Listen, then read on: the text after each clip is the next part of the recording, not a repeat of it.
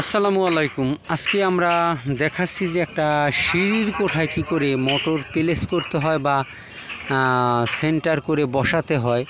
তো দেখেন সিঁড়ির কোঠায় তো ম্যাক্সিমাম মোটরই সিঁড়ির কোঠায় বসে থাকে। তো এরপরও কথা হইল যে এখানে কিছু কাজ আছে যে কাজগুলো অনেক মিস্ত্রিরা হয়তো অ্যালাউ করে না, কিন্তু এটা অ্যালাউ করাটা উচিত, কারণ পরবর্তীতে বড় ধরনের সমস্যায় পড়তে হয়। এই সামান্য কিছু কাজ, যেমন 2 মিনিটের কাজের জন্য কিন্তু 2 দিন তখন অতিবাহিত হয়ে যায়।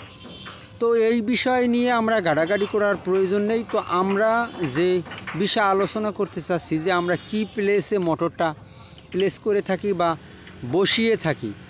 দেখেন, এইটা আমাদের যে সরঞ্জাম আছে, যে সমস্ত সরঞ্জাম প্রয়োজন সেগুলো কিন্তু আমরা অলরেডি এখানে নিয়ে নিছি।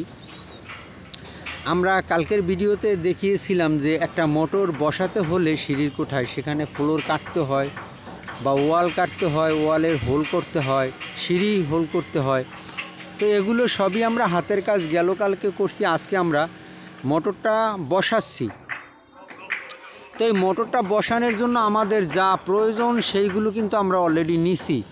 তো এখন আমরা পাইপলাইনটা টানবো যেন এখানে সেন্টার টু সেন্টার পাইপ থাকবে। শুধুমাত্র মোটর যদি কখনো কোনো প্রবলেম দেয়, সে 2টা ইউনিয়ন খুলে মোটরটাই সরাতে হবে বা সরাতে পারবে। আমাদের লাইন আর তার ধরার কোনো প্রয়োজন নেই। তো ওই হিসাব করে কিন্তু কাজ। আরও একটা বিষয় হলো যে আপনারা হয়তো জানেন যে কোনো ভবনের বা মেইন গেটে একটা গেট দেয়া থাকে। তো আমাদেরও এখানে সেরকমই একটা গেট আছে। তো ওই বিষয়টা মাথায় রেখেই কিন্তু আমাদের ফ্লোরটা কেটে নেওয়া হয়েছে। এখন যে পাইপলাইনটা টানছি বা টানবো, এইটা সম্পূর্ণ ঢালাইয়ের ভিতর দিয়েই আসবে এবং এখানে ঢালাইয়ের উপরে কোনো পাইপলাইন থাকবে না। আর মোটরের আমরা 3টা লাইন পাস করছি। 3টা লাইনের ভিতরে একটা প্রাইমিংয়ের লাইন, অন্য 2টা হলো ইউনিয়ন। যে ইউনিয়নের কথা একটু আগে বলছিলাম, সেই ইউনিয়ন 2টা খুলে আপনি শুধু মোটরটাই সরাবেন, আর অন্য কিছু ধরতে হবে না বা খুলতে হবে না। তো এই জন্য লাইনের ইন এবং আউট 2 লাইনই 2টা ইউনিয়ন প্রয়োজন। এই হলো আমাদের আউটের যে ভবনের আউটসাইডের যে মাথাটা, সেইটা হলো এইটা। আর এই হলো আমাদের পাইপ। এভাবে কিন্তু পাইপলাইন আমরা ওই যে মোটর পর্যন্ত কিন্তু টেনে নিছি এবং মোটর থেকে আমরা ওভারহেড ট্যাঙ্কি পর্যন্ত টেনে নিছি। এই সিঁড়ির মাঝখান দিয়েই কিন্তু আমাদের সেই পাইপটা উঠছে। মাঝখানে বললে ভুল হবে, এক সাইড দিয়ে, যে সাইডটা শুধুমাত্র গাঁথুনি দেওয়া আছে ওই সাইডটা দিয়ে। এই হলো আমাদের সিঁড়ির সেই হোল, যে হোলের কথা আমরা গেল কালকে বলছি বা দেখাইছিলাম। এই সেই হোল। এই হোলগুলো করতে খুবই পরিশ্রম এবং ঝামেলাদায়ক। তারপরেও কিন্তু করতে হয়েছে, কাজের স্বার্থে আপনাকে করতে হবে, নয়তো আপনি পাইপ নেবেন কোথায় দিয়ে। তো এই হোলটা করে নিছি এবং এই হোল দিয়েই আমার পাইপটা ওভারহেড ট্যাঙ্কি পর্যন্ত পৌঁছাইছে।